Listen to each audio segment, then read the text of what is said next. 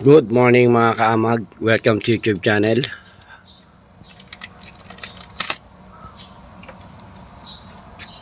Harvest time tayo mga kaamag dito sa ating mga fruiting bags. Ito yung unang harvest natin sa ating sariling growing house mga kaamag. Ito yung aking growing house. Ang laman nito ay 3,500 mga kamag. Ayan. Marami pa tayong mga pinhead. Ayan o. Oh.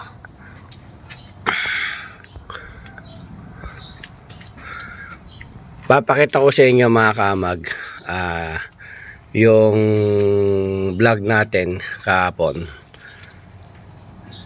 tungkol sa mga pinhead mga kamag. Ito yung example natin na pinhead na dry. Ayan. Dahil nga sa sobrang init mga kamag, magkakaganyan talaga yan. Ayan. Kaya kailangan natin yan ay tamang suporta ng tubig. Yung lagi natin imo-monitor yung kondisyon ng klima natin sa loob ng growing house mga kaamag, para maiwasan natin ang ganyang sistema, yung madadry yung ating mga pinhead. Kasi kapag na-dry yung ating pinhead mga kaamag, sayang ang pera. Yan ibig ko sabihin, imbis na maibebenta na natin, kung yun ay napalaki natin, ay talagang bawing-bawi tayo.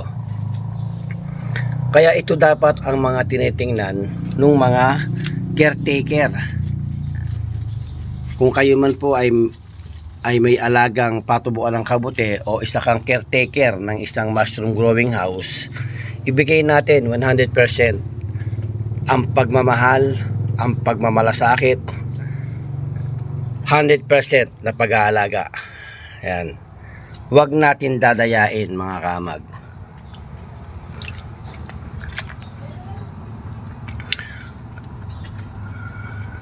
Alright. Ayan. May buhay yan mga kaamag, yung inaalagaan nating patubuan ng kabuti. Siya ay nagbabase sa mga moisture. Ayan. Gusto niya laging nagmo-moist yung paligid niya. Kaya hindi siya pwede na siya ay tuyo. Dahil ano ang kanyang iinumin kapag tuyo ang kanyang kinalalagyan at pagkatapos mataas pa ang temperatura? Wala na. Talagang magkakaganyan yung pinhead natin, madadry. Kita nyo nga, ito, binigay natin ang tamang pagdidilig, ang tamang oras, ang tamang pagbibigay ng moisture. Pero bakit mayroon pang nadadry na pinhead? Lalo pa kaya kung madalang ka magdilig or bihira mong pasukin ang growing house, hindi mo chinecheck ang mga nguso, lalo nang wala kang ma-harvest na white oyster mushroom, kasi nga hindi mo siya chinecheck every hour. Ayan.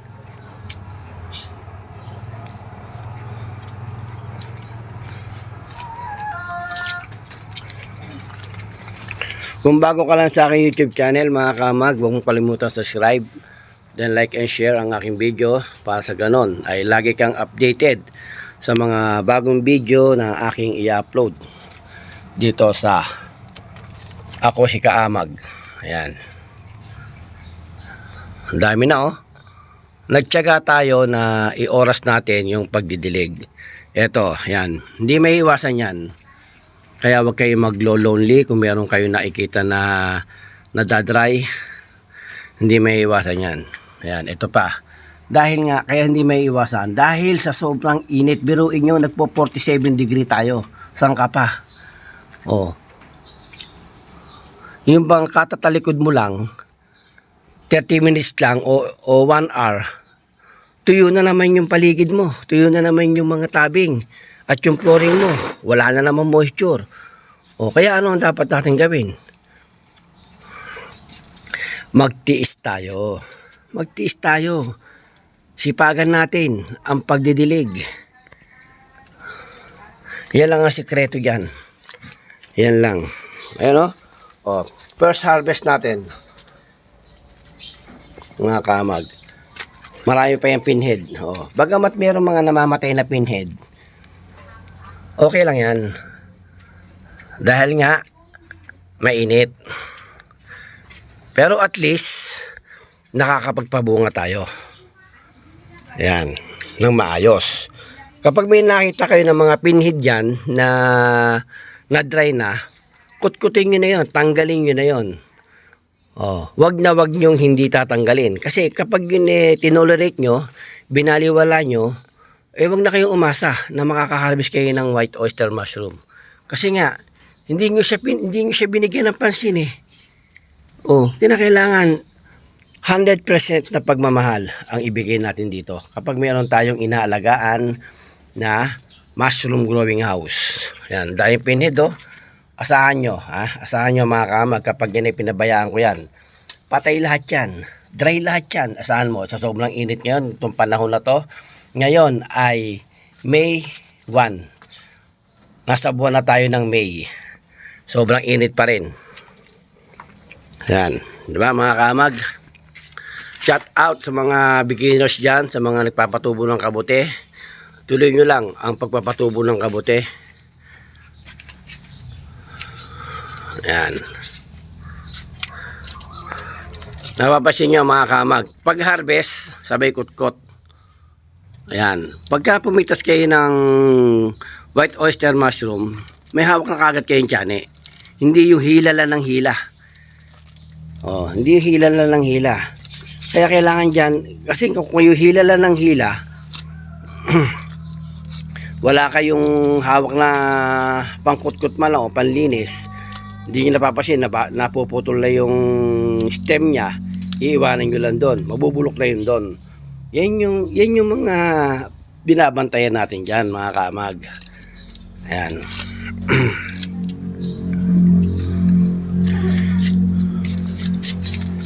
Yan yung sinasabi ko na malasakit. Lagi natin tatandaan, kung tayo man ay isang caretaker ng isang mushroom growing house, panatilihin natin ang honesty, yung loyalty, yung ating katapatan. What? Parang inulit ko lang parang English Tagalog ko lang Yan natin panatilihin natin para masagana yung ating ani. Alright? Yan na yun. Ito na yung first harvest natin dito sa sarili nating growing house. Ayun pa, malaki Kunin na natin to mga kamag. Kukunin na natin to malaki na to mga kamag. Yan Ito linisin mo to. Ayan, kailangan niya mga kamag ay lilinisin natin yung pinanggagalingan ng harvest natin. Dry. Alright, ito yung unang harvest natin. Mas maganda dito. Dito naman tayo sa inuupahan natin na growing house mga kamag. Tingnan natin kung meron tayong mga harvest. Ayun ito yung kahapon na napakaliit, ngayon malaki na Maganda dito, Papa. Maganda, matataba. Matataba dyan? Aha. Asan ba? Ayun. Ito Ayan. Saan? Ayun. Aha. Ayan Ayan Sabi nga diba? Ayan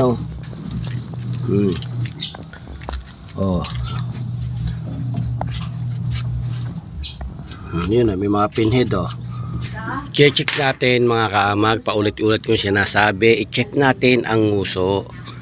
Check natin ang nguso. Lagi natin sisilipin yan. Dahil dyan tayo nagpapabunga Oo.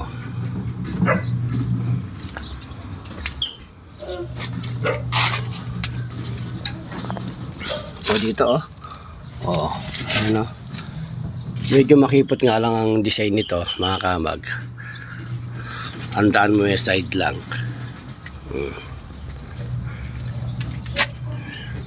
Pero okay lang, at least naupahan natin.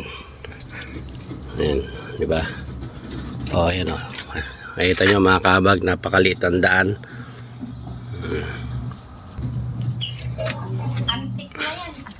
Marami na rin tayong ma-harvest dito. Sasabit ko na lang dili sa gilid. Ano? Hindi, nagkidilin ko eh. Dito, start ka dito. Ayan. Harvest time tayo uli mga kamag dito sa ating pangalawang mushroom growing house. Ayan.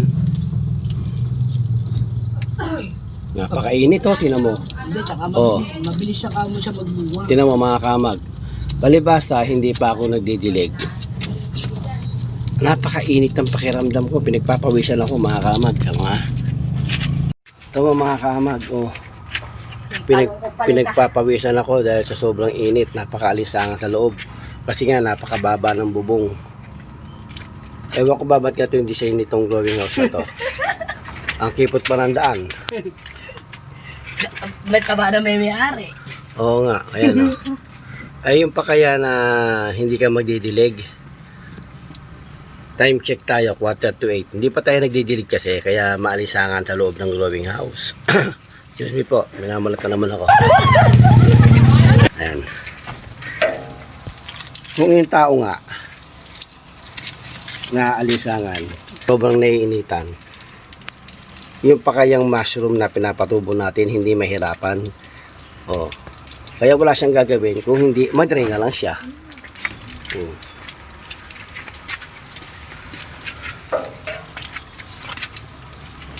Ayan, mga kamag, di ba?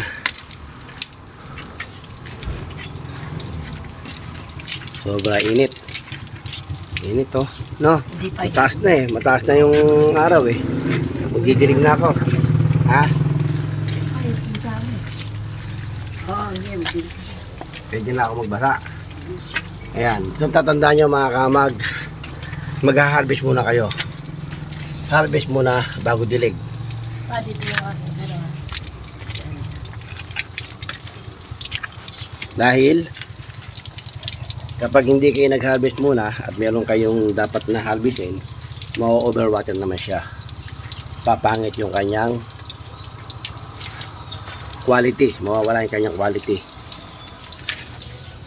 Kaya, lagi nyo tatandaan, harvest muna bago dilig. Ngayon, isa na tayo magdilig dahil mag-aalas 8 na ng umaga.